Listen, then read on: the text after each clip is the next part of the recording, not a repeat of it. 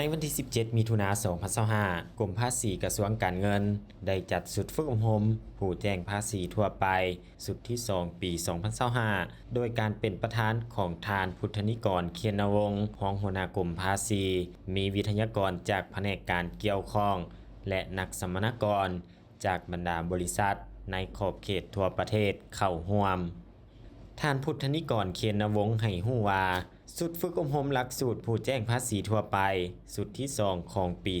2025 จะได้ดำเนินเป็นเวลา 4 วันรัฐการ แต่วันที่ 17 หาวันที่ 20 มิถุนายน 2025 ให้แก่วิสาหกิจในทั่วประเทศที่ดำเนินธุรกิจแจ้งภาษีสินค้าเครื่องของตนเองที่มีจุดประสงค์ส่งออกนำเข้าสินค้าเครื่องของเวียกงานการแจ้งภาษีแม้นมีความสำคัญหลายบรรดาวิสาหกิจที่เกี่ยวข้องจะมีบทบาทเป็นผู้แจ้งภาษีสินค้าเครื่องของซึ่งต้องมีความรับผิดชอบต่อหน้าที่กฎหมายและระเบียบการฉะนั้นจึงมีความจำเป็นที่ต้องได้มีการฝึกอบรมอย่างถูกต้องและครบถ้วนตามมาตรฐานและเงื่อนไขที่กำหนดไว้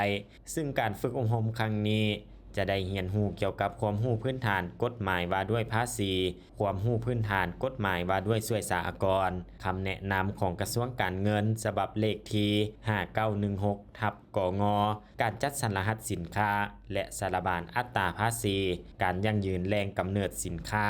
และการปฏิบัติสัญญาการค้าเสรีการกำหนดมูลค่าแจ้งและการประกอบข้อมูลลงในใบแจ้งภาษีการนำใช้ระบบอาซิกุดาและการแจ้งภาษีผ่านระบบ NSWA Pass โอกาสนี้ท่านห้องหัวหน้ากรมภาษียังได้เรียกร้องมายังนักสัมมนากรจงเป็นเจ้าการเอาใจใส่ตั้งใจแลกเปลี่ยนบทเรียนอย่างตั้งหน้ากับวิทยากรผู้มีประสบการณ์มีความชำนาญงานด้านเวียกงานดังกล่าวเพื่อนำใส่ความรู้ไปหมุนใส่เข้าในการปฏิบัติหน้าที่เวียกงานตัวจริงให้สอดคล้องกับกฎหมายและระเบียบการที่กำหนดไว้